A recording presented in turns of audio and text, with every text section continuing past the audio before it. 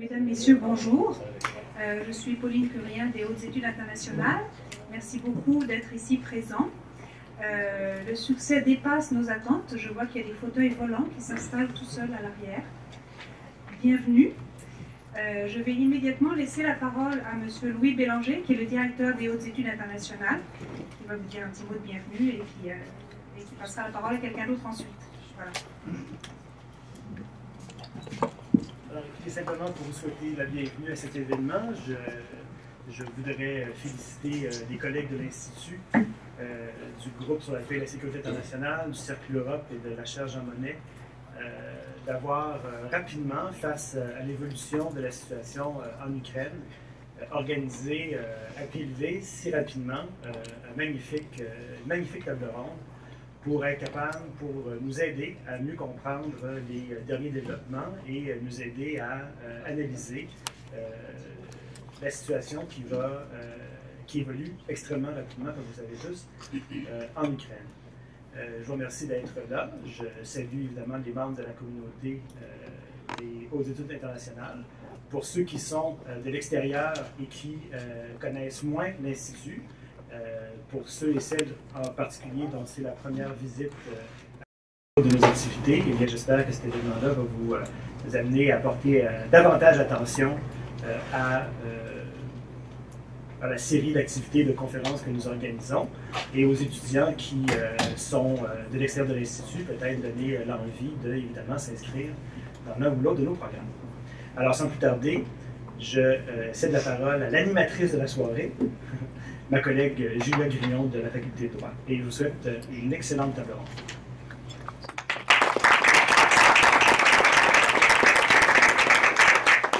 Merci Louis. À mon tour, c'est l'occasion de vous dire que je suis très heureuse que les HEI et mes collègues m'aient proposé d'agir comme modératrice ce soir et d'avoir ainsi une place privilégiée pour écouter vos débats.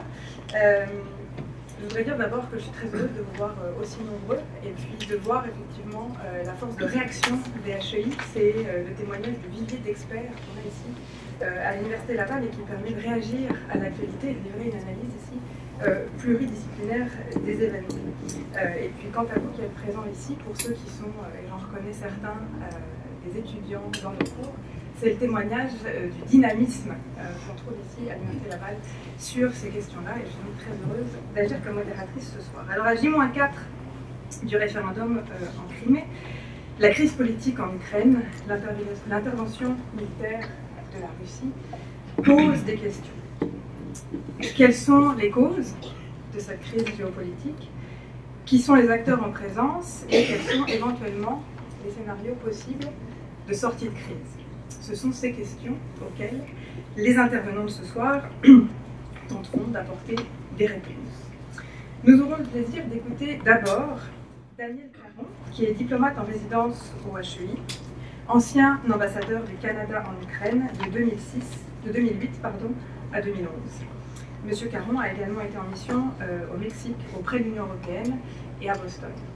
Il nous parlera ce soir du contexte général du point de vue ukrainien, de l'indépendance jusqu'aux récentes manifestations de Maïdan qui ont conduit à la chute de Yanukovych et à l'intervention russe en Crimée. Ensuite, nous aurons le plaisir d'entendre Aurélie Campana, qui est professeure au département de sciences politiques et qui est titulaire de la chaire de recherche du Canada sur les conflits et le terrorisme et qui est également la directrice adjointe du programme Paix et Sécurité internationale des HEI. Aurélie est spécialisée sur la région du Caucase, de la Russie et de l'Asie centrale. Et ce soir, elle nous présentera la position russe, en particulier eu égard à la Crimée.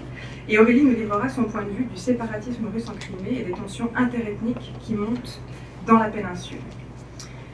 Puis nous aurons le plaisir d'écouter Olivier Delas, qui est professeur à la faculté de droit et titulaire de la chaire Jean Monnet en intégration européenne de l'Université Laval et directeur du Cercle Europe.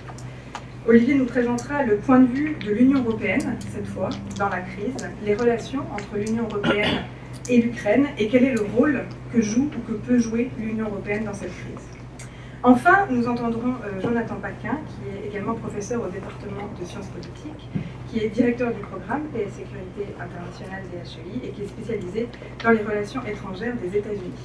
Jonathan nous parlera ce soir de l'implication américaine dans cette crise, Washington étant présent dans le dossier ukrainien particulièrement, et il nous livrera également la position de l'OTAN dans cette crise.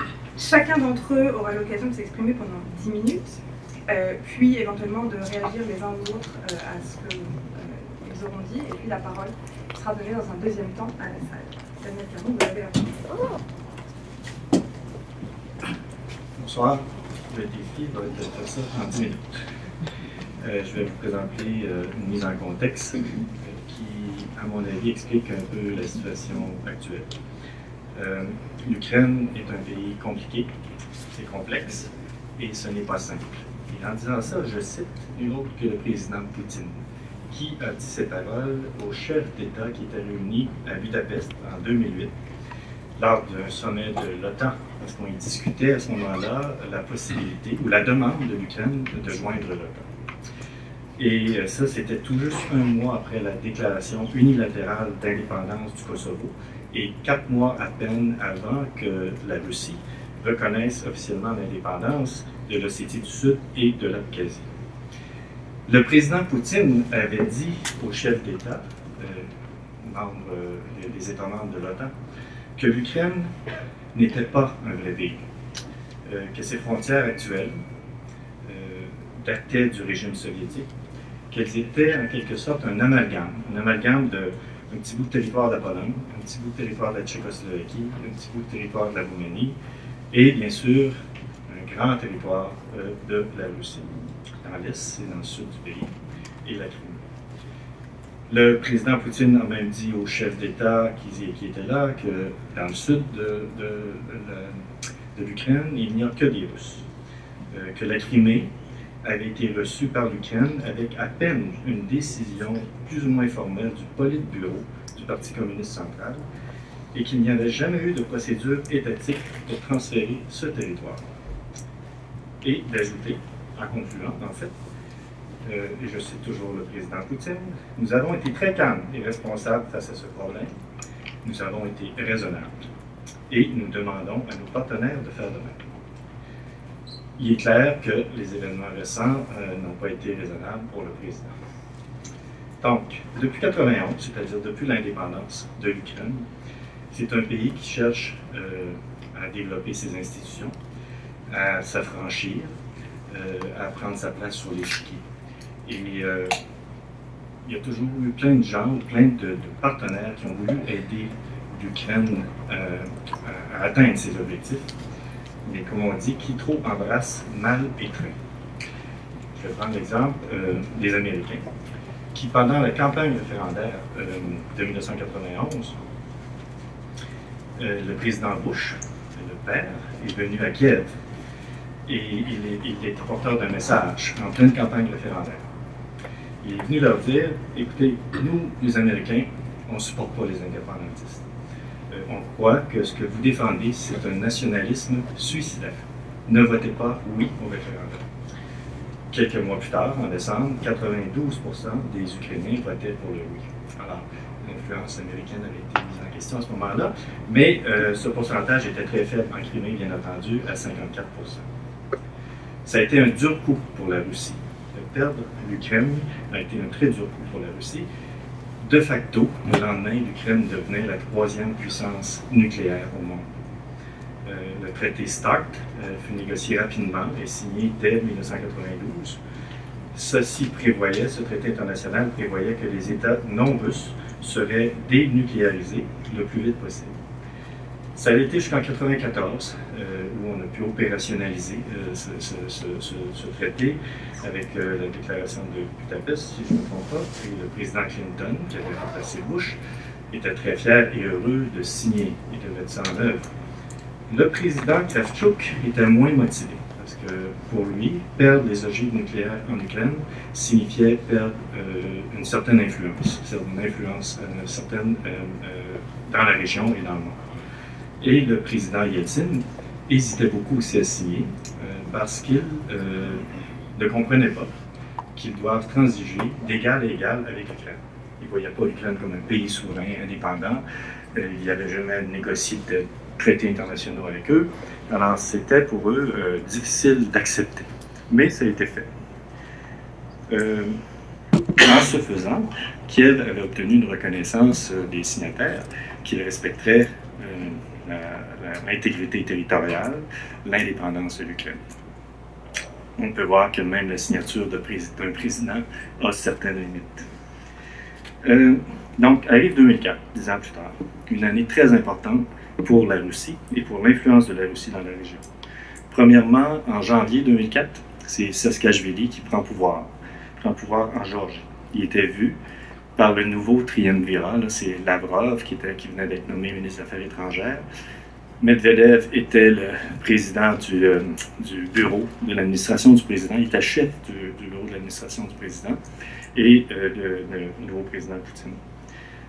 Il voyait Saakashvili comme un anti-russe. Alors, quelques mois plus tard, en mars 2004, là, c'est 7 autres pays de l'ex-URSS qui joignaient l'OTAN. Alors, coup sur coup, c'était dur pour l'Ukraine, pour la Russie, de voir ainsi s'effriter leur influence dans la région. C'est à cette époque, d'ailleurs, que le président Poutine a qualifié la chute de l'URSS comme une tragédie nationale. Alors, il n'était pas question de perdre l'Ukraine. Il y avait des élections présidentielles qui s'en venaient en Ukraine. Il fallait être proactif et l'Ukraine devait rester dans le giron de l'influence de la Russie. L'Ukraine est 10 fois plus populeuse que la Géorgie. Le gaz est transité par l'Ukraine, le gaz qui est vendu en Union européenne. La flotte russe est basée en Ukraine. Un bon tiers de la population en Ukraine est de souche russe. Alors, pour toutes ces raisons, le président Poutine a sorti tous ces arguments pour convaincre la population ukrainienne de voter pour M. Yanukovych en 2004.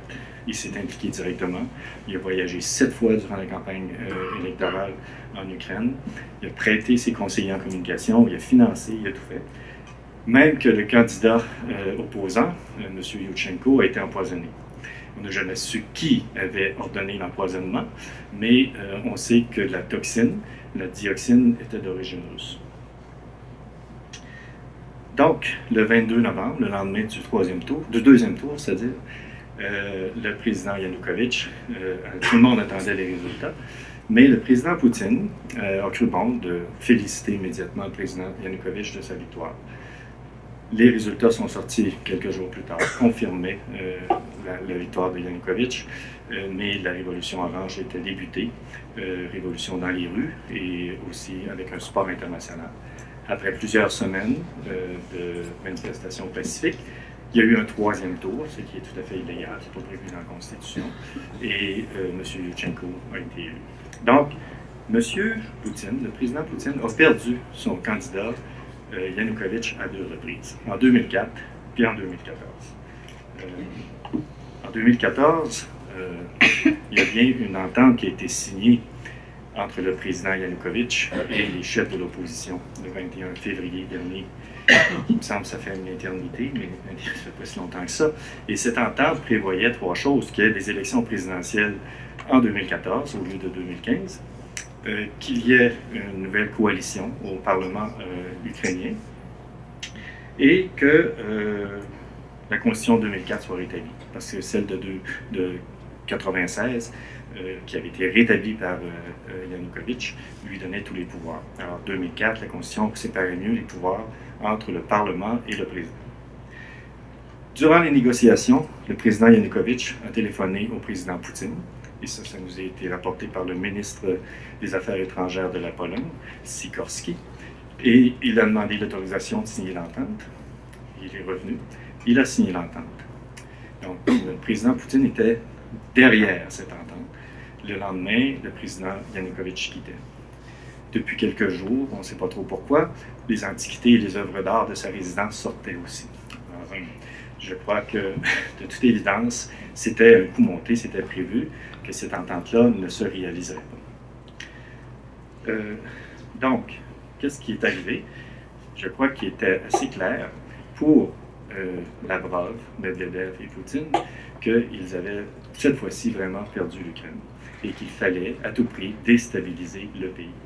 Et donc, pour déstabiliser l'Ukraine, il fallait premièrement qualifier la situation de coup d'État pour empêcher de reconnaître les nouvelles autorités. Tant que la Russie ne reconnaît pas les nouvelles autorités, il n'y a pas de dialogue bilatéral possible. Ils ont littéralement, illégalement, c'est-à-dire occupé le territoire ukrainien, ce qu'ils font toujours. Donc, ça crée un problème frontalier, ce qu'on appelle dans le jargon diplomatique « a frozen conflict », et ça a des implications. Et troisièmement, ils désirent étrangler financièrement l'Ukraine. Le prix du gaz a augmenté de 30% à partir du 1er avril. Du côté des autorités ukrainiennes, ils ont démontré une certaine retenue, malgré tout. Ils n'ont pas répondu aux provocations russes. Ils ont réussi à contrôler les groupes d'extrême droite, parce que oui, il y en a en Ukraine. Et le président Tuchinov n'a pas signé les projets de loi qui ont été votés avec émotion et peut-être de façon pas très rationnelle par la Verkhovna Rada, qui enlevait certains droits à la langue russe. Ça n'a pas été signé, donc la langue russe et la langue ukrainienne sont reconnues officiellement en Ukraine actuellement. Et il n'a pas non plus donné suite à la demande de la Verkhovna Rada de faire des efforts pour rejoindre l'OTAN. Ce serait de jeter de l'huile sur le feu actuel. Bon, la plus grande crainte que l'on a devant nous maintenant, c'est si, suite à l'épisode de la Crimée, bon, il va y avoir le référendum, qu'est-ce qui va se passer? Probablement qu'ils vont joindre, la Russie va accepter la Crimée dans son giron. Si les craintes que l'on a en Ukraine se réalisent, on pense qu'il va envahir l'Est du pays et le Sud du pays. Personnellement, je crois que Poutine et la Russie ont atteint leurs objectifs. Je ne pense pas qu'ils iront plus loin. Ils voulaient déstabiliser l'Ukraine pour l'empêcher que l'OTAN se rapproche trop de leurs frontières.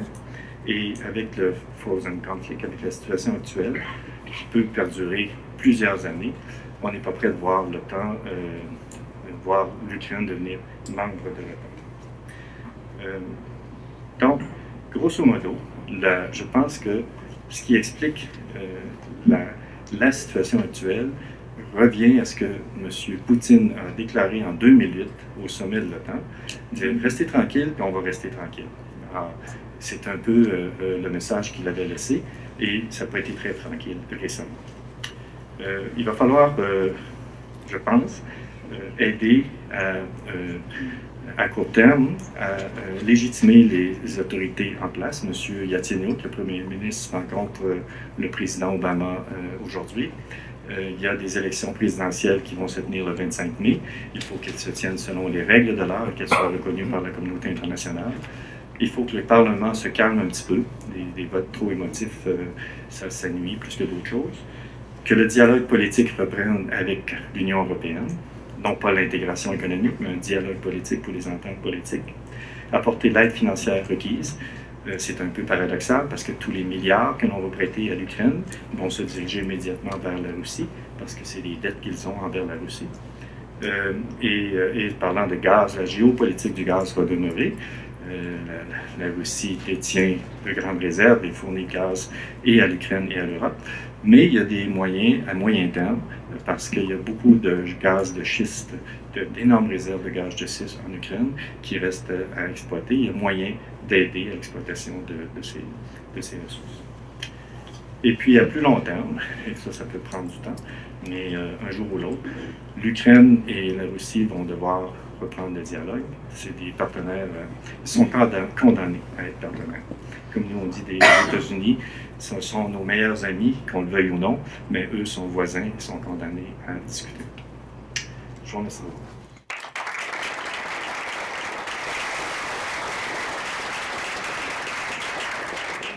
Merci beaucoup pour cette mise en perspective générale. Aurélie, pour la vision russe.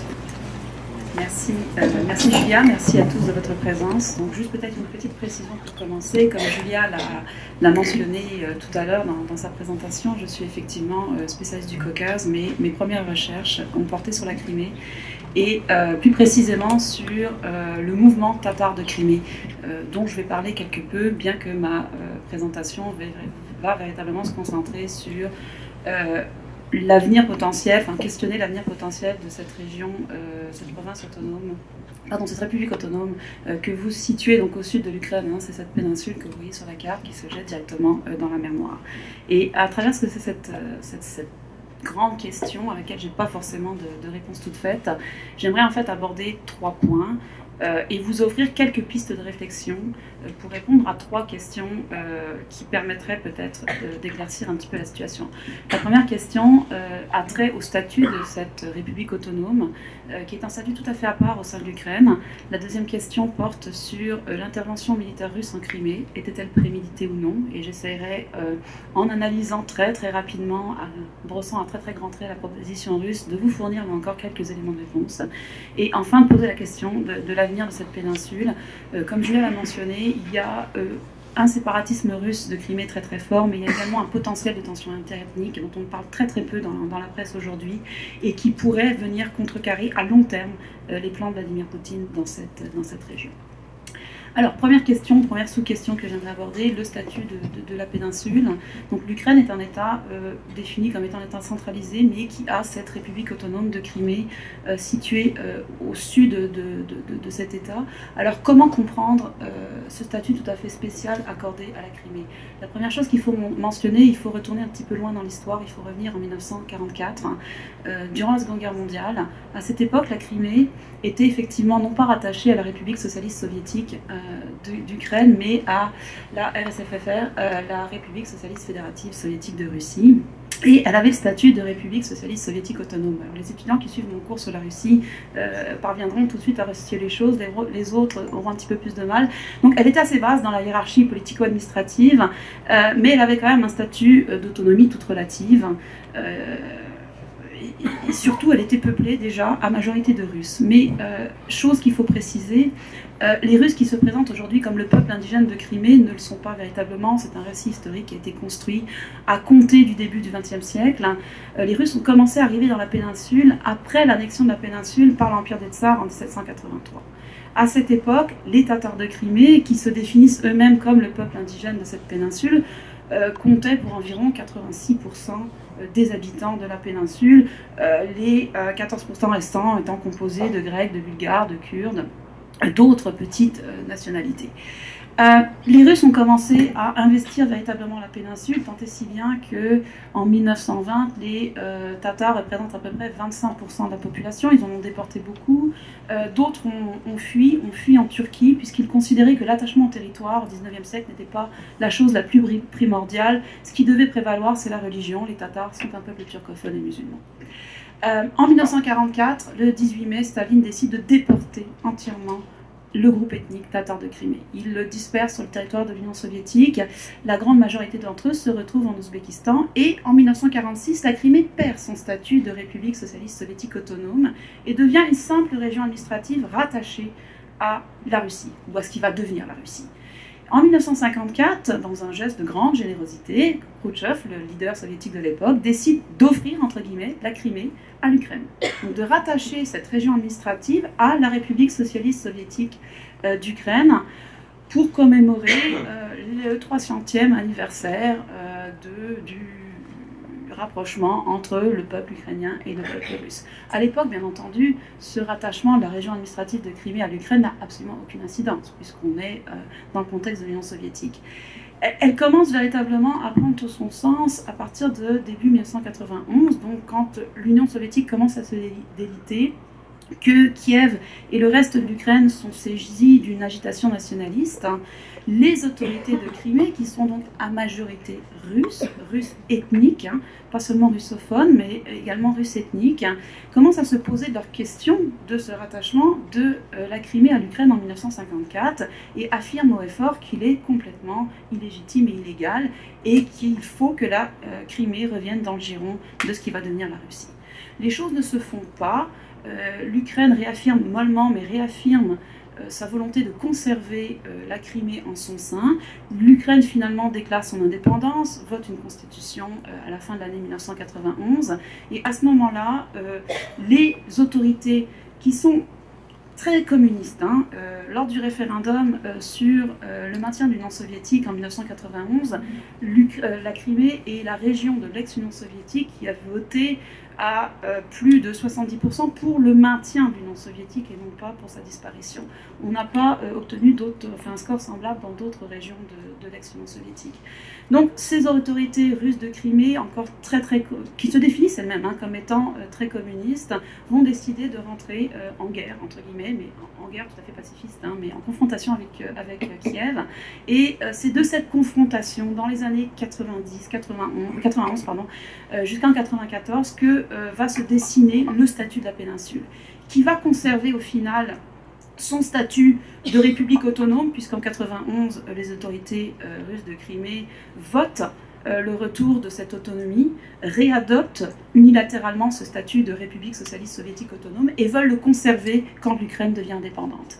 Mais ils vont loin en 1991, puisqu'ils se dotent d'une constitution pour la péninsule de Crimée, ils élisent également un président, et ils vont même jusqu'à déclarer en 1991 leur indépendance. L'Ukraine réaffirme sa souveraineté, reprend progressivement pied dans la péninsule, et elle le fait en particulier à travers une question qui est la question tatare de Crimée. Parce que, souvenez-vous, je vous ai dit qu'ils avaient été déportés en 1944, ils n'ont jamais été réhabilités, contrairement à d'autres peuples soviétiques qui ont subi le même sort durant la Seconde Guerre mondiale. Mais à compter de 88-89, ils rentrent. Ils commencent à rentrer.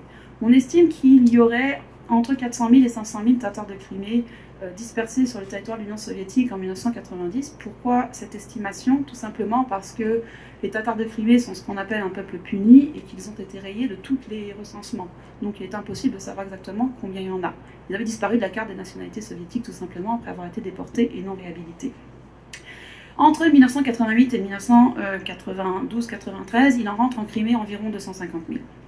Et ils commencent à revendiquer, non pas une restitution des biens qui leur ont été confisqués après la déportation, mais l'accès à la terre. Ils veulent avoir accès à une terre pour construire de nouveaux logements, ils veulent avoir accès au permis d'installation, ce qu'on appelle en russe les propiska. Ils veulent également pouvoir bénéficier d'une sorte de discrimination positive qui leur permettrait d'avoir accès à l'emploi.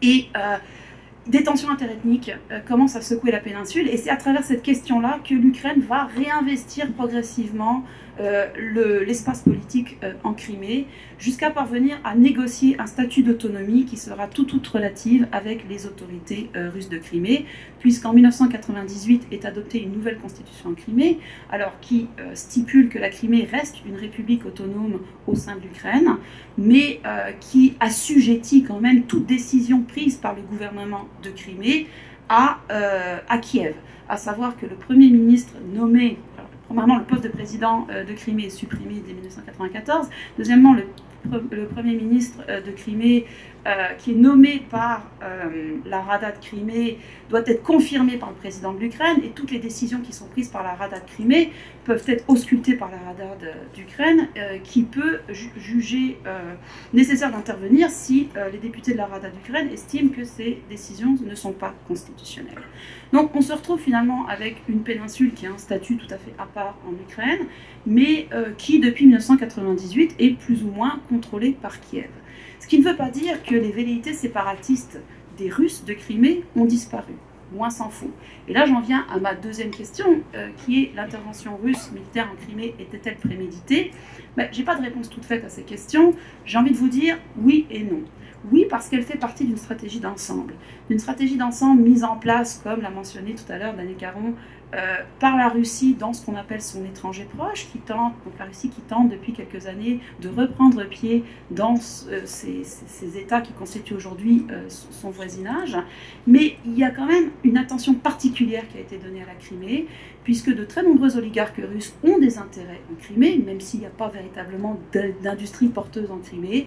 Il n'y a qu'à penser à l'ancien maire de Moscou, Glushkov, qui détient plusieurs sénatoriums. La Crimée est un ancien lieu de villégiature pour la nomenclatura soviétique. Pour y avoir passé pas mal de temps, les infrastructures sont dans un état assez délabré, mais quand même, on voit les choses se refaire, en particulier à Yalta, où les sénatoriums sont remis au goût du jour, sont remis également aux normes, et où reviennent des Russes, passer quelques semaines de vacances, les Russes de Russie. Donc il y a vraiment des intérêts. Et il y a également tout un groupe nationaliste russe et ceux qu'on appelle plus communément en Russie les eurasistes qui font pression très fréquemment sur le gouvernement russe, en particulier sur Vladimir Poutine, pour que la Russie soit de plus en plus active dans cette péninsule-là. Donc il y a une présence russe très forte qui se voit directement ou indirectement à travers des réseaux de type clientéliste qui sont très très influents dans la péninsule. Donc, il y a une stratégie d'ensemble. Toutefois, la réaction russe quasi épidermique depuis quelques semaines, à mon sens, n'était pas tout à fait préméditée. À savoir que derrière cette stratégie d'ensemble, je ne pense pas que si vous m'aviez posé ou si on avait posé la question il y a 2 mois, 3 mois à Vladimir Poutine, allez-vous intervenir militairement en Crimée, la réponse aurait été tout de go oui. Il y a eu certainement dans un fond d'un tiroir une préparation militaire, un plan militaire d'intervention en Crimée, mais ils l'ont sorti de manière quelque peu précipitée. Je rappelle quand même que la Crimée abrite ce que l'on appelle à Sébastopol la flotte de la mer Noire russe, donc que les soldats russes étaient déjà présents sur le territoire de la Crimée, et que cette flotte de la mer Noire est en fait dispersée en divers endroits de la Crimée. Le plus gros du contingent est situé à Sébastopol, mais il y a d'autres contingents situés le long des côtes de la mer Noire, il faut que je sois plus proche de la carte. Il y a des dépôts de munitions également qui sont situés russes, qui sont situés aux 4 coins de la Crimée, et ce en vertu d'un accord signé en 1997 et renouvelé récemment jusqu'en 2042 par le président Yanukovych. Donc il y avait encore un plan dans les tiroirs, mais comment expliquer cette occupation militaire, puisque c'est bien de ça qu'il s'agit? Je pense que, du moins c'est la lecture que je fais de cette évolution de la situation, qu'effectivement les Russes se sont fâchés, se sont vexés, ont très très mal réagi à la signature de l'accord entre Yanukovych et les ministres, enfin l'opposition parlementaire sous l'égide des ministres polonais, allemands et français. Je ne suis pas sûre que... c'est vrai que les Russes ont refusé de signer cet accord, mais je ne suis pas sûre qu'il y ait eu un plan prémédité, et Poutine disant à Yanukovych, signe l'accord, puis prend la fuite dès le lendemain, et puis nous on ira faire pression. J'en suis pas certaine, mais j'ai pas de réponse non plus. Ce que je note toutefois, c'est cette réaction tout à fait épidermique de la Russie, qu'il faut replacer dans un contexte beaucoup plus large, dans les tensions récurrentes au sujet de l'Ukraine et au sujet de ce que la Russie interprète comme étant un interventionnisme beaucoup trop poussé de l'OTAN, de l'Union européenne, des États-Unis, dans ce qu'elle considère comme étant sa sphère d'influence. Alors, puisque je pense que le temps est compté, c'est ça, 3 minutes, je vais m'arrêter là, laisser d'autres questions peut-être ouvertes, m'arrêter là sur cette question pour la discussion, et revenir sur qu'est-ce qui va se passer maintenant. Donc, comme vous le savez, la Crimée, les autorités russes de Crimée vont tenir un référendum dimanche, référendum qui est joué d'avance. 2 questions seront posées aux habitants de Crimée, ceux qui sont en âge de voter. Voulez-vous plus d'autonomie par rapport à Kiev? Voulez-vous le rattachement à la Russie? Il y a fort à parier que ce qui va sortir de ce référendum-là, c'est oui et oui. Parce qu'effectivement, les Russes constituent à peu près 58,5% de la population en Crimée. Ce qu'il faut savoir également, c'est que la plupart d'entre eux possèdent un passeport russe. Ce qui d'ailleurs contrevient à la constitution ukrainienne, puisque la constitution ukrainienne stipule que un citoyen ukrainien ne peut pas avoir de double nationalité. Mais c'est chose relativement fréquente. Je n'ai pas de chiffre exact à vous donner concernant le nombre de Russes de Crimée qui possèdent effectivement un passeport russe, mais il y a eu des rumeurs comme quoi, dès 2008, la Russie aurait distribué des passeports dans les rues de Sébastopol et d'autres villes de Crimée. Donc, tout de suite après l'intervention en Géorgie. Ce qui lui permet d'intervenir au nom de la protection des minorités russes et russophones. Donc ce référendum va se tenir. La Douma, ce matin, je ne sais pas si vous avez vu passer, prévu de tenir un vote lundi prochain, vote qui concerne l'intégration d'une région qui ne fait pas présentement partie de la Fédération de Russie dans la Fédération de Russie. Donc le chemin semble tout tracé, non seulement pour que la Crimée déclare son indépendance, mais également, ce qu'elle a fait, le Parlement de Crimée l'a fait informellement il y a 2 jours, mais également pour que la Crimée rejoigne la Fédération de Russie. Ça pose quand même un certain nombre de questions. Et si vous m'aviez posé la question hier, pensez-vous que Poutine va rattacher la Crimée à la Fédération de Russie? Je vous aurais certainement répondu non. avant le vote de la Douma. Et je continue quand même à avoir certains doutes sur ce rattachement qui semble pourtant de plus en plus probable, parce que ce rattachement, il a un coût excessivement élevé pour la Russie. Maintenant, Poutine est tellement fâché pour caricaturer les choses qu'il est peut-être prêt à payer ce coût-là. Le coût, quel est-il? Premièrement, Poutine avait comme velléité d'inclure l'Ukraine dans son union douanière et dans l'union eurasiatique qu'il est en train de mettre sur place. Et ces deux unions-là, d'ailleurs, ne pouvaient pas fonctionner sans l'Ukraine. Or, si l'Ukraine signait l'accord d'association avec l'Union européenne, le projet de Poutine d'inclure l'Ukraine dans ces deux unions aurait été beaucoup plus complexe.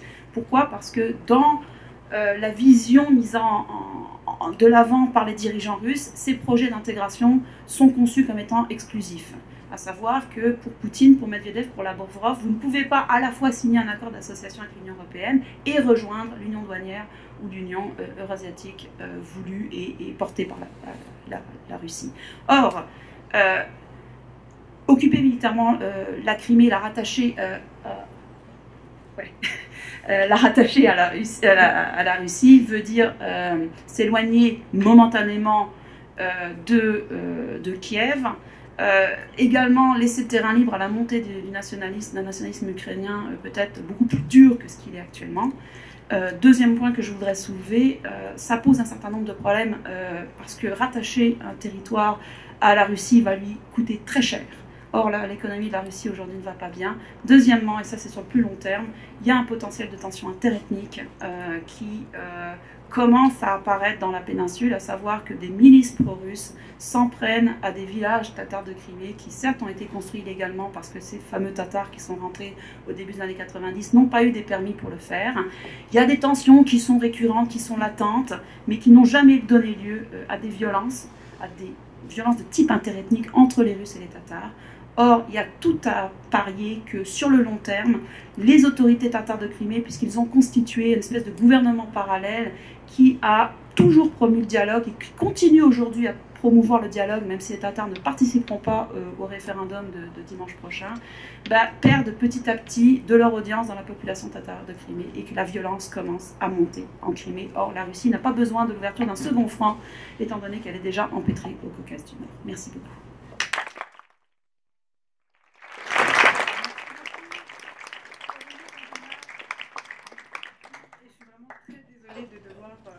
Vous interrompre, c'est le mauvais rôle que j'ai, mais je pense que dans la période de questions, on aura l'occasion de développer un certain nombre d'aspects de vos présentations, d'autant plus qu'elles sont extrêmement intéressantes et qu'elles soulèvent d'autres questions. Je vais donc tout de suite donner la parole à Olivier Delas pour la perspective de l'Union européenne. Merci. Je suis désolé, j'ai un gros rhume, vous l'entendez, j'ai un virus, peut-être pas le même que celui qu'a attrapé les services informatiques ukrainiens. Ça fait mal parce qu'en plus je suis un homme. J'ai chier de savoir, ça marche pas. Alors, d'abord un bref rappel historique sur les relations Union européenne-Ukraine, puisque au moins, je pense que mes deux prédécesseurs vous en auront convaincu, en définitive, c'est ces relations, la concrétisation de ces relations qui vont mettre l'étincelle, qui va mettre le feu à la poudre, si vous voulez, mais bon, il y a d'autres choses en arrière. Alors, on vous l'a dit, 91, indépendance de l'Ukraine, et très vite, comme beaucoup d'ex-républiques soviétiques, de même que d'autres ex-États du bloc de l'Est, c'est la volonté de se rapprocher des Occidentaux, d'une part pour se soustraire à une sphère d'influence, mais aussi par l'attrait aussi d'un développement et de richesse, notamment le marché européen, le grand marché européen. Et très très vite, dès 1998, l'Ukraine a un accord de partenariat et de coopération. L'Europe va mettre très très vite en place ce qu'on appelle la politique européenne de voisinage, qui dans un premier temps touche l'Europe de l'Est, incluant la Russie, mais également après le Caucase et étendue par la suite au bassin euro-méditerranéen. Très très vite, dans cette politique européenne de voisinage, l'Ukraine va devenir une priorité.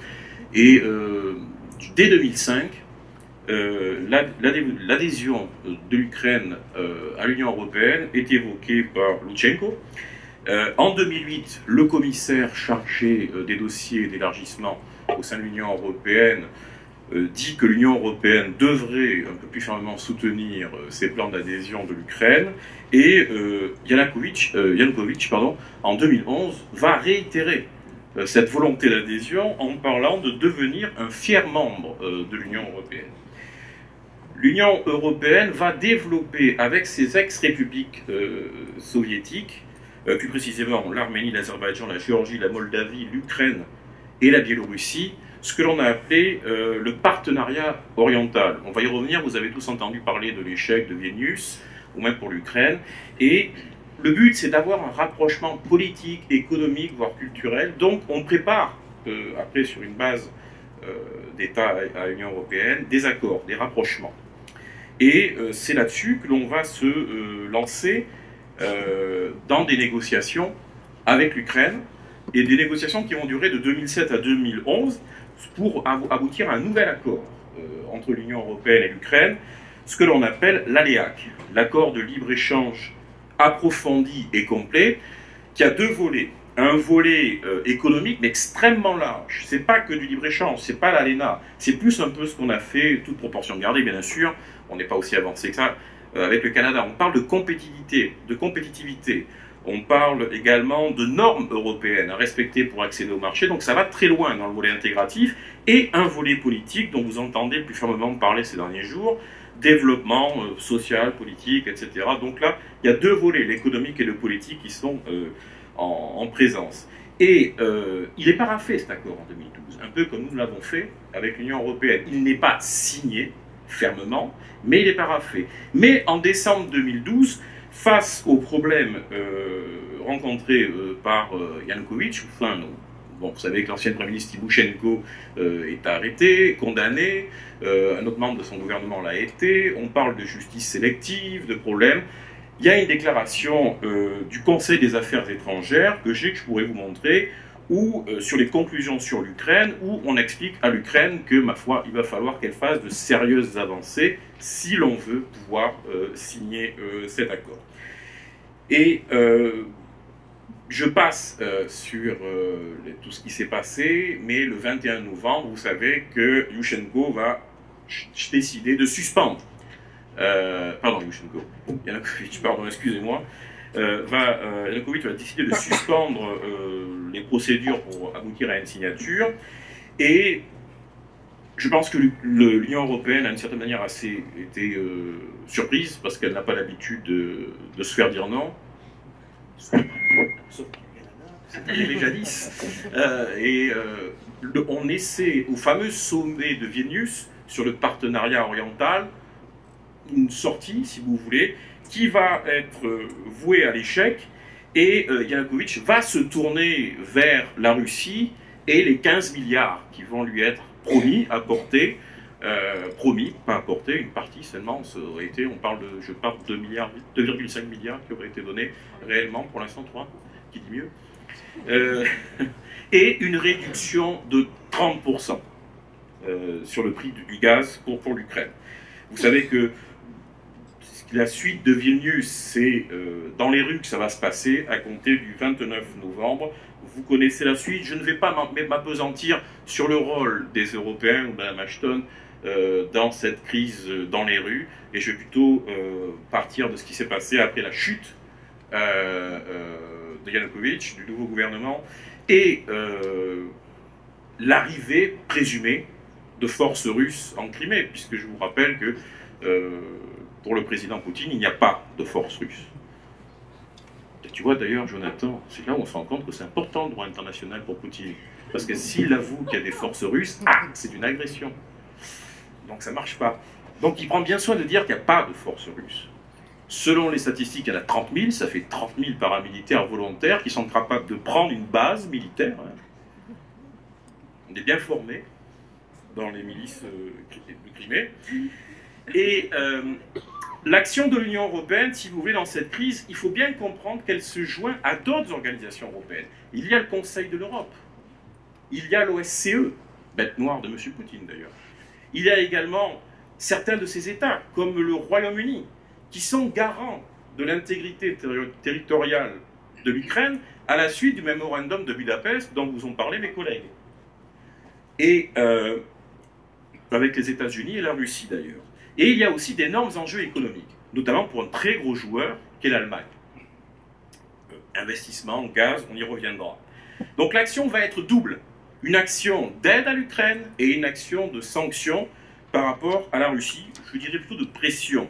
Car en fait, si au niveau de l'aide économique, on peut dire qu'elle est non négligeable pour l'Ukraine, au niveau des sanctions vis-à-vis de la Russie, disons qu'elles sont plus mesurées.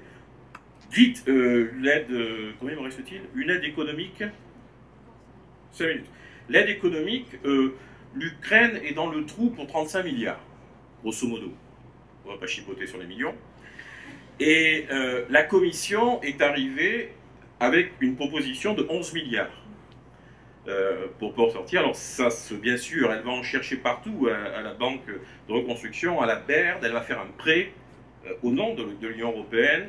Et on arrive à peu près à un chiffre de 11 milliards. Un commissaire européen est arrivé parce que, comme vous le disiez, Daniel Caron, il y a une dette de 1,9 milliard oui, c'est ça, à Gazprom, d'impayés de gaz. Et Gazprom a menacé de couper le gaz, c'est le cas de le dire, à l'Ukraine. Mais quand on coupe le gaz à l'Ukraine, eh bien, on le coupe à pas mal de pays européens. C'est ça le problème.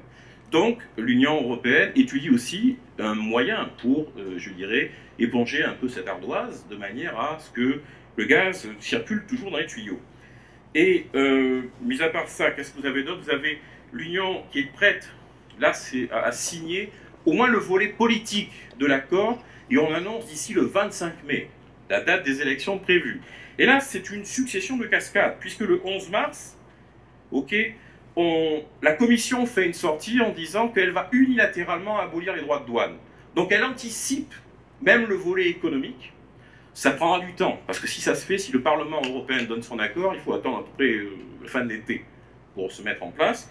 Et aujourd'hui, Madame Merkel et Monsieur Tusk, le Premier ministre polonais, ont annoncé que dès la semaine prochaine, on signerait ça. Probablement après que la Douma ait fait ce qu'elle avait à faire. Donc c'est, voyez-vous, et ça me rappelle certains intellectuels russes qui disaient qu'à vouloir trop insister sur l'Ukraine de la Russie, on la précipiterait peut-être dans les bras de l'Union européenne. Il y a peut-être ça. Est-ce qu'on va perdre la Crimée entre-temps? Ça, c'est une autre chose. Du côté des sanctions, bon, on y reviendra un petit peu, enfin si on a le temps. Le caractère est plutôt mesuré, pour l'essentiel, pour des raisons d'enjeux économiques. Quand on regarde, si vous voulez travailler là-dessus, vous regardez deux choses. Le Conseil des ministres des Affaires étrangères, sa déclaration du 3 mars, et le Conseil européen, Conseil des Affaires étrangères, c'est le niveau ministériel de l'Union européenne, Conseil européen, c'est les chefs d'État et de gouvernement, le 6 mars. Le 6 mars fut une sacrée journée. Vous avez un bon résumé de ce sont les sanctions. Une sacrée journée parce que les chefs d'État et de gouvernement ont, le 3 mars, bien compris que leurs ministres des Affaires étrangères ont tiré un coup de semonce, et on est là un peu pour tenter la désescalade. On a cette proposition de groupe de contact, et là, ça ne se passe pas bien. Parce qu'en même temps qu'on se réunit, eh bien, la Crimée, le Parlement de Crimée annonce ce référendum. Les observateurs, le même jour, de l'OSCE sont refoulés de Crimée, et les États-Unis envoient un destroyer lance-missile vers la mer Noire et déploient des F-15 dans les pays baltes, au-dessus des pays baltes, pour les protéger. Donc, on sent que, si vous voulez, il va falloir au moins être un peu plus ferme dans le ton du côté européen. Il y a clairement des tendances de lignes dures qui sont, je ne vous surprendrai pas, les ex-pays de l'Est. Des tendances plus souples, plus conciliatrices, parce qu'aussi ils portent le fardeau, souvent économique, notamment l'Allemagne. Et je veux vous citer juste, ça mettait l'ambiance à l'entrée, la déclaration de la présidente de Lituanie. Après l'Ukraine, il y aura la Moldavie, et après la Moldavie, ce sera d'autres pays. On n'a pas l'habitude de voir ce genre de déclaration un peu, je dirais, véhémente à l'entrée du Conseil européen. Donc, désescalade soit, mais on se rend compte que les chefs d'État et de gouvernement sont contraints à visser un peu la vis, si vous permettez cette expression. Mais le résultat est pas évident et peu probant. En définitive, ils adoptent, c'est très clair dans le texte, ils adoptent une riposte graduée. La première étape, dans laquelle ils s'engagent tout de suite, c'est un peu une reprise de ce qu'avaient fait les ministres des Affaires étrangères.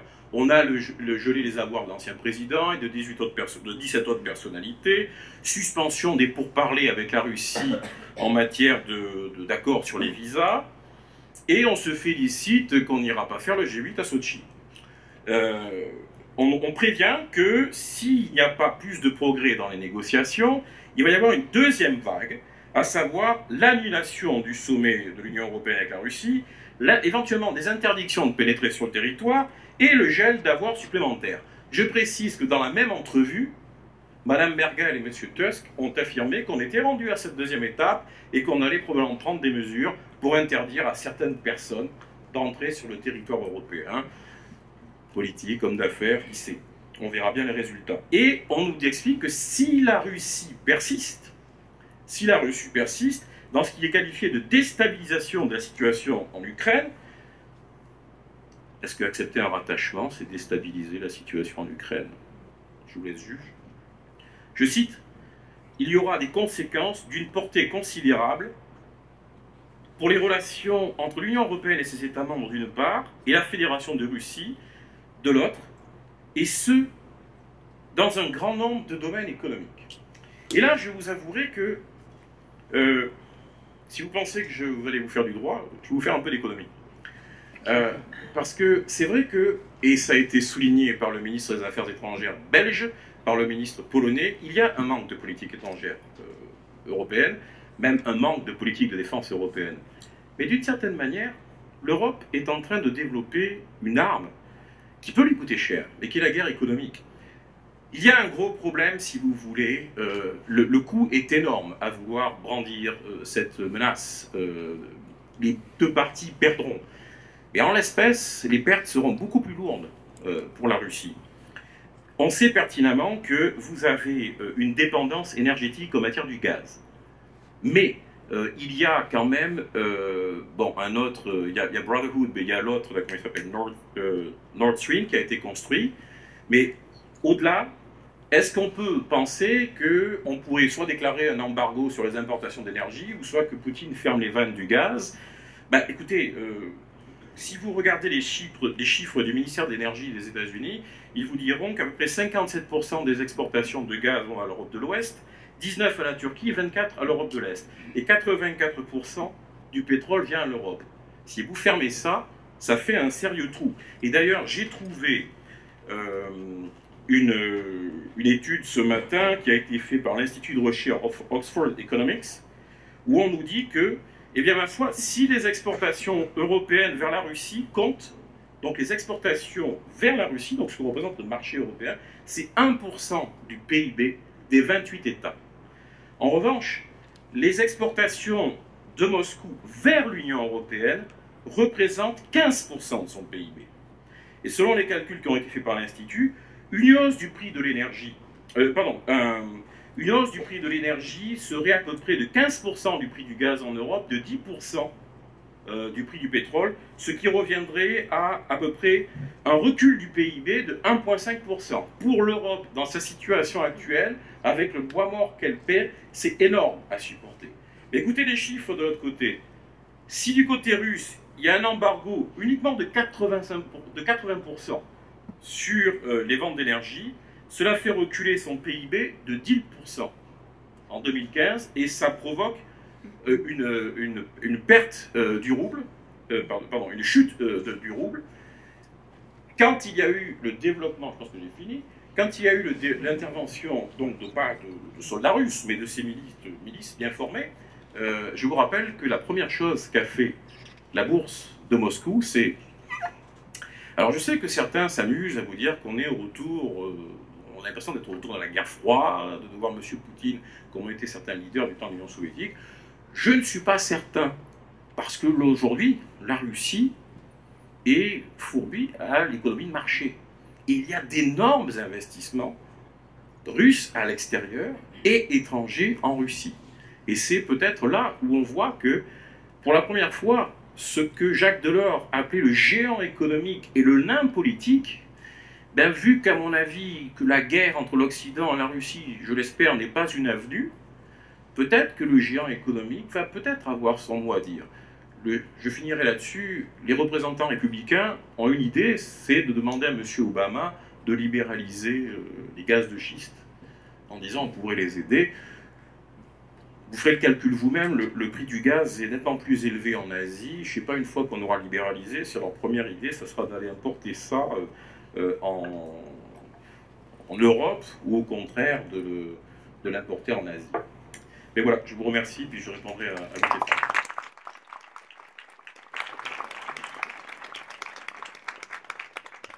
Si ça vous convient, on prendra les questions à la fin de toutes les présentations. Non, je ne vais pas vous permettre de prendre la parole maintenant. Je vais donner la parole à Jonathan pour la présentation de la position américaine et de l'OTAN dans ce dossier. Ça va peut-être bien l'attendre parce que peut-être qu'il va y avoir des questions par rapport à ce que je m'apprête. Merci à tous. C'est toujours difficile d'être quatrième lors d'une table ronde parce que les gens sont plus fatigués, il y en a qui ont des crampes. Alors je vais essayer d'être le plus clair possible et je vais essayer de tout dire en 9 minutes et demie. J'entendais hier sur les ondes de l'émission de Fareed Zakaria sur CNN un éminent spécialiste de l'Ukraine et de la Russie, un professeur émérite de l'université Princeton, un homme avec un ton extrêmement sévère, etc., dire que la crise actuelle en Ukraine est extrêmement grave et qu'on est, et je reprends ces mots, à un pas d'une crise des missiles et à 2 pas d'une guerre dans la région entre les États-Unis et la Russie. Et c'est à ce moment-là que j'ai décroché. J'ai décroché et je pense que face à cette crise-là, tout le monde devrait prendre une grande respiration et essayer de prendre un peu de recul par rapport aux événements et essayer de replacer cette crise-là, qui est une crise d'abord et avant tout régionale, dans une perspective qui est beaucoup plus large.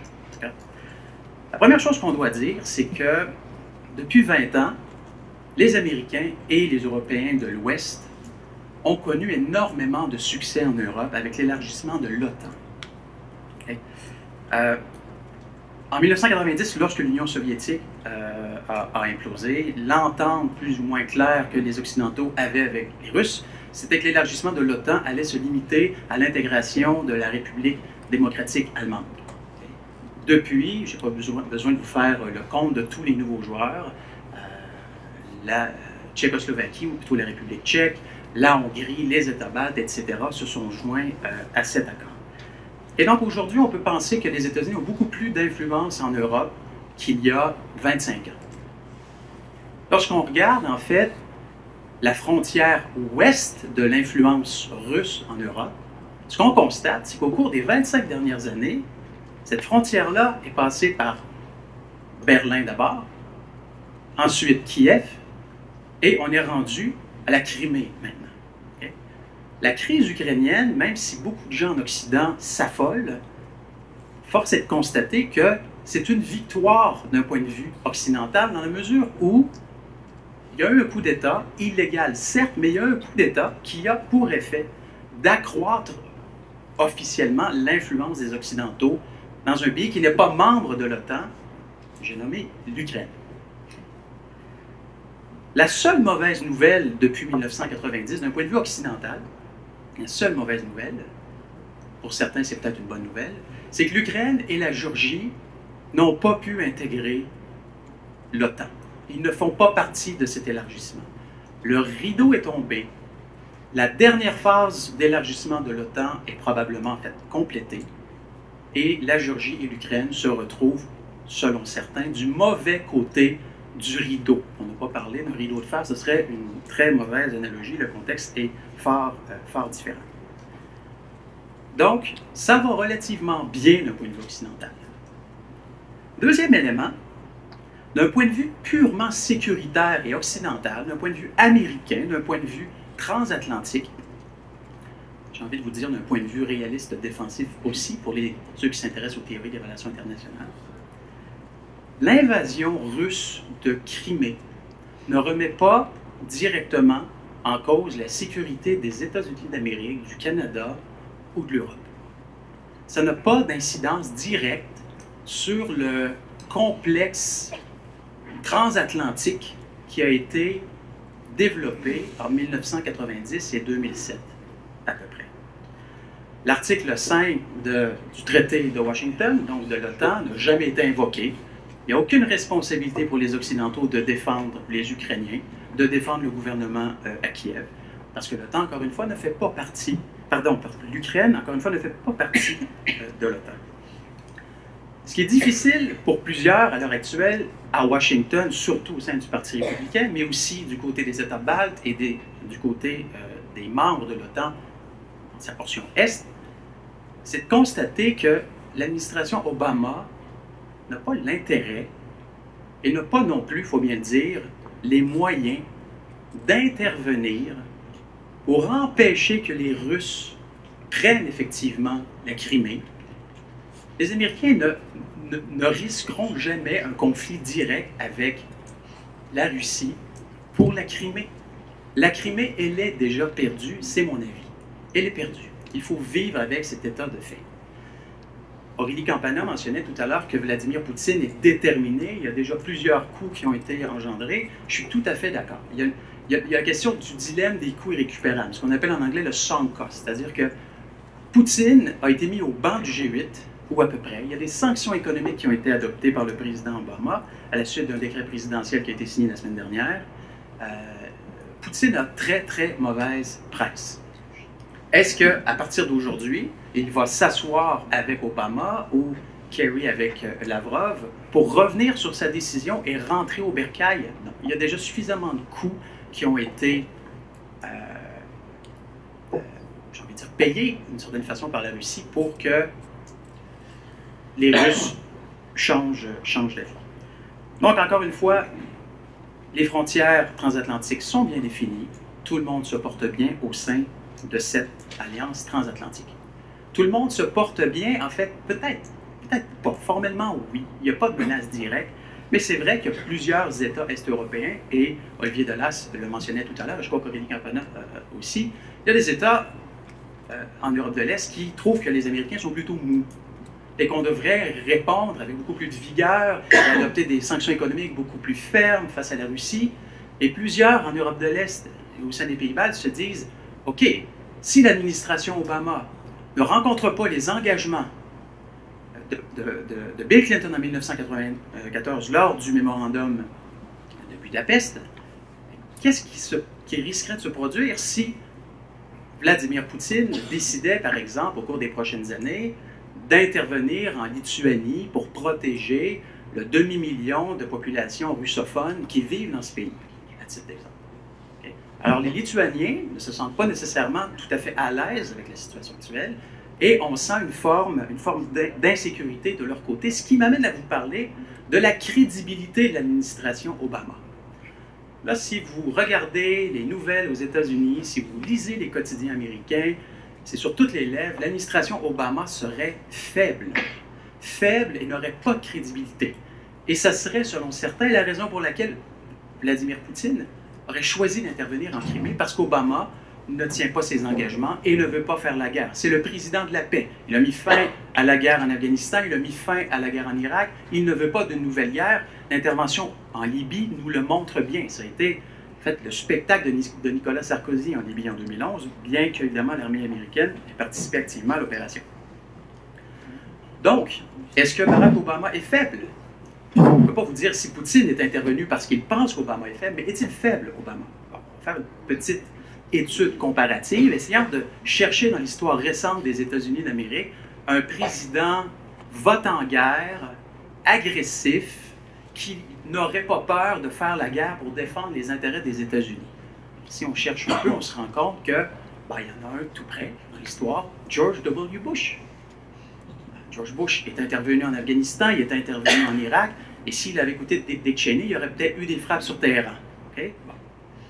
Qu'est-ce que George W. Bush a fait à l'été 2008, lorsque le président russe Medvedev est intervenu en Géorgie, a violé les frontières internationales de la Géorgie et a reconnu l'indépendance unilatérale de l'Abkhazie et de l'Ossétie du Sud. Qu'est-ce que George Bush a fait? La réponse, c'est rien. Il n'a rien fait. Parce qu'il ne pouvait rien faire, et parce que, entre vous et moi, l'Abkhazie et l'Ossétie du Sud, je suis persuadé que Bush ne pouvait même pas les identifier sur les cartes. Donc, est-ce que Obama est faible? En tout cas, s'il est faible, il n'est pas moins faible que George Bush. Okay? Parce que les Américains ne feront rien en Crimée. Donc, qu'est-ce qu'il faut faire à partir de maintenant? Bon, il faut montrer que la question de la Crimée, c'est quand même important, même si au bout de ligne, ça ne change pas rien, mais c'est quand même important. Parfait. Alors, Obama a haussé le ton, il a dit que l'intervention russe en Crimée, non reconnue par Poutine, était illégale, en vertu du droit international, etc., que la déclaration d'indépendance de la Crimée allait, elle aussi, à l'encontre du droit international et à l'encontre du droit ukrainien. Il a adopté des sanctions économiques, quand même assez dures. On va arrêter très bientôt d'émettre des visas, si ce n'est déjà opérationnel. Le ministère du Trésor va également adopter des sanctions économiques contre des individus russes qui, selon les termes du décret présidentiel américain, sont responsables de l'invasion de la Crimée et à ceux qui ont volé les avoirs du peuple ukrainien. Hein, ce sont les termes du décret présidentiel des États-Unis. Bon, parfait. Alors, on fait ça. Qu'est-ce qu'on fait d'autre? Bon, alors, il y a eu un sommet de l'OTAN récemment, un sommet d'urgence qui a été demandé par la Pologne, qui se sent un peu vulnérable, et on a décidé qu'il allait y avoir davantage d'opérations conjointes menées entre le nouveau pouvoir ukrainien et l'OTAN.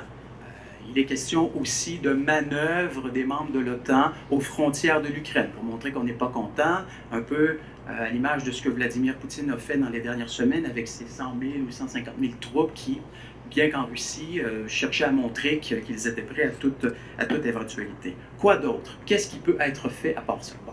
Certains républicains ont laissé entendre qu'il faudrait revenir avec le bouclier missile en Europe, en postant des bases de lancement pour les missiles intercepteurs en Pologne et en République tchèque. On sait que Vladimir Poutine détestait cette idée, qu'il se sentait encerclé, menacé, etc. Bon.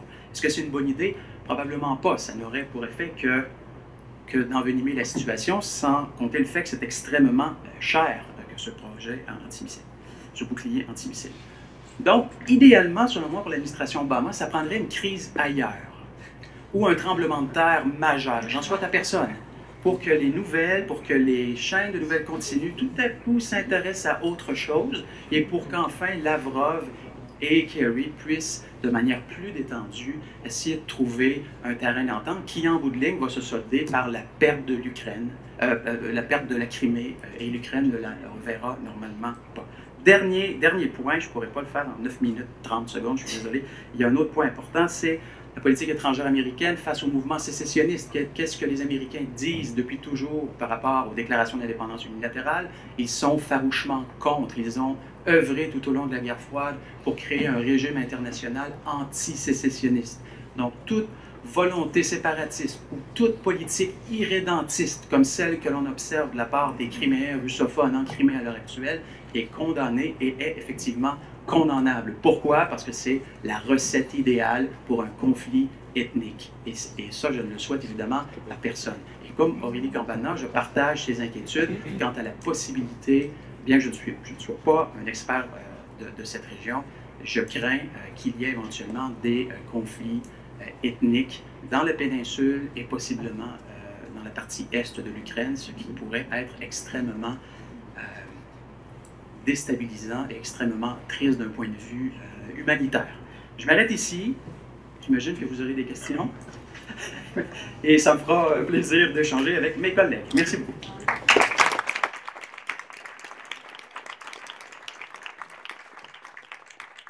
Avant de vous laisser la parole et de donner la parole à l'ensemble de la salle, je vais me tenir au plan qu'on s'était fixé au départ, c'est-à-dire que je vais d'abord donner l'opportunité aux panélistes de réagir aux interventions qui ont été faites. Si, Olivier, si tu veux. Il y a un acteur qu'on a oublié, pourtant qui monte son nez au Conseil de sécurité, c'est la Chine. Parce que la Chine a toujours été à cheval sur un principe important du droit et des relations internationales, le respect de la souveraineté et de l'intégrité territoriale. Et alors, ça peut paraître surprendre, mais même vis-à-vis de la Chine, la Russie se sent isolée Et je pense que l'analyse qu'a fait Jonathan est très bonne.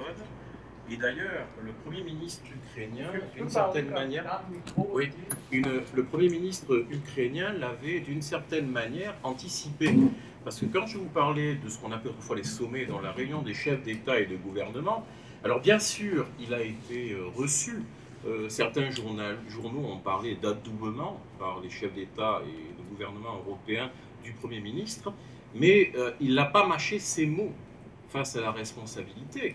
Et il a renvoyé au mémorandum de Budapest en disant, écoutez, on a abandonné, enfin grosse je caricature ses propos, on a abandonné l'arme nucléaire sous respect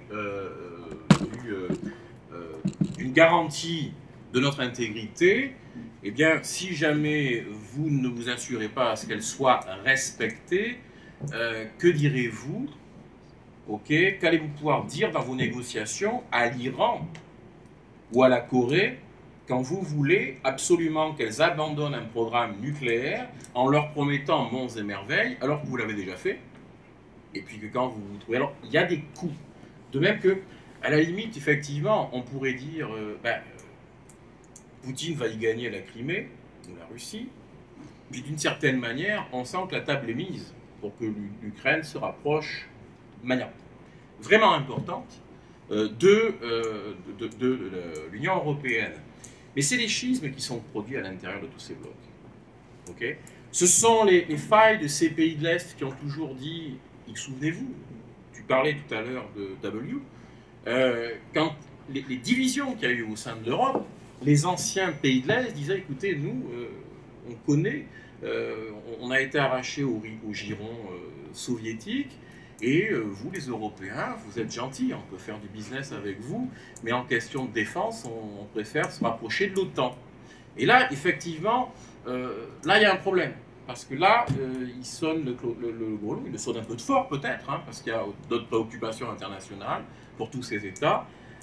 Mais bon, et la Pologne, c'est pas une petite armée.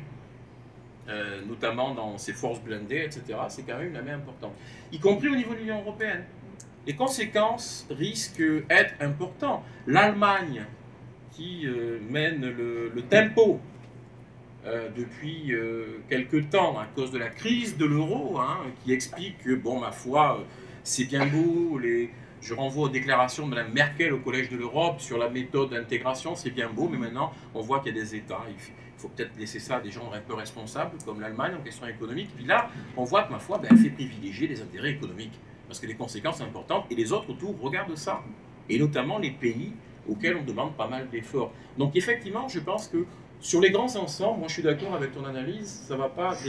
Et par contre, dans ces grands ensembles, ça risque de créer quelques petites failles, quelques petits ressentiments, ce qui dans le fond ne fera pas déplaisir à la Russie, hein, mais ce sera encore un match nul. Merci Olivier pour cette réaction. Daniel Caron voulait prendre la parole, puis Aurélie Campana, je pense ensuite. Jonathan, je vous donnerai la parole. J'ai une question pour le professeur Paquin. Je suis tout à fait d'accord avec le fait que la Crimée est perdue et que l'expansion de l'OTAN est sur la glace pour un bon bout. On vous entend pas. Pouvez-vous me dire le numéro du micro, s'il vous plaît? Le numéro de ton micro, Daniel. Moi, j'ai un numéro de téléphone. Le numéro 2244. Mais il fonctionne. 2244. Je vais me rapprocher. Ah, voilà. Alors, je disais que je suis tout à fait d'accord avec le professeur Paquin sur sa lecture des choses concernant la situation de la Crimée et la perte de la Crimée, concernant l'expansion de l'OTAN, qui est sûrement ralentie pour plusieurs années. Toutefois, tu as fait référence à un coup d'État. J'aimerais ça que tu définisses qu'est-ce que tu entends par un coup d'État.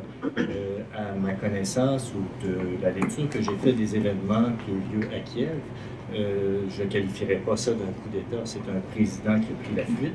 Le Parlement a pris les responsabilités. Les obligations au niveau de la Constitution ont été suivies. Est-ce qu'il y a vraiment eu un coup d'État en Ukraine? Jonathan, si ça t'embête pas, je proposerais qu'Aurélie prenne la parole parce qu'elle l'avait demandé la première. Ça donnera l'occasion. Oui, c'est une patate chaude, donc Aurélie. Voilà, c'est ça. Comme ça, on va avoir le temps de... Et moi qui vais te laisser parler en premier pour qu'il n'ait pas le sentiment d'intervenir toujours le quatrième. Donc, non, je vais revenir simplement sur deux aspects. Ouais.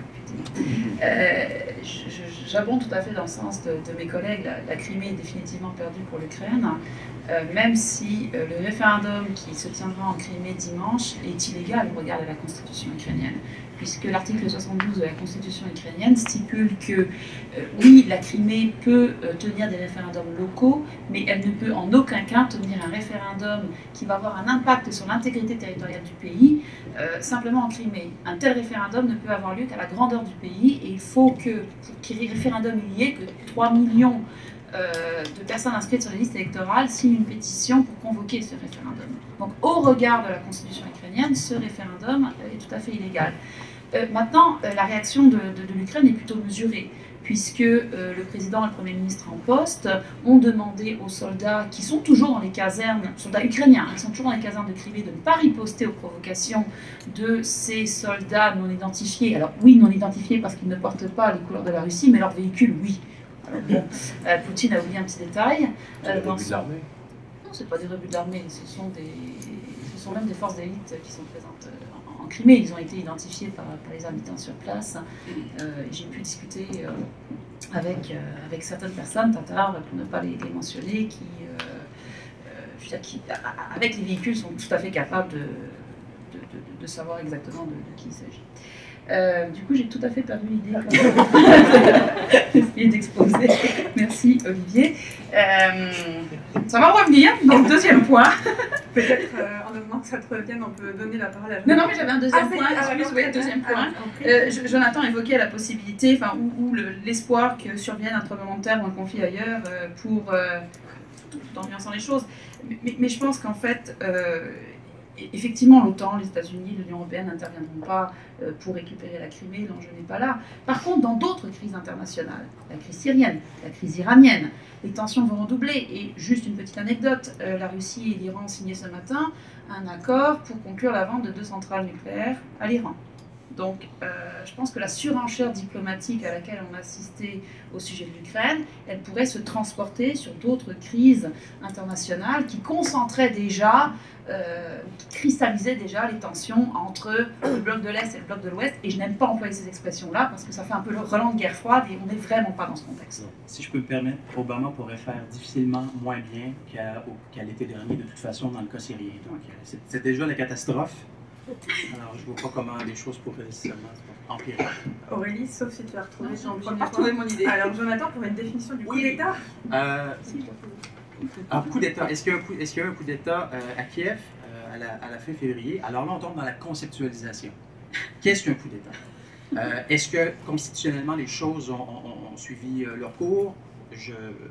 Daniel Caron est un expert, il le sait mieux que moi, mais à mes yeux, lorsque des populations civiles s'en prennent à des édifices, font brûler des édifices, sont dans les rues, il y a des troupes d'élite qui tirent sur la foule, et qu'en bout de ligne, le président est forcé de quitter.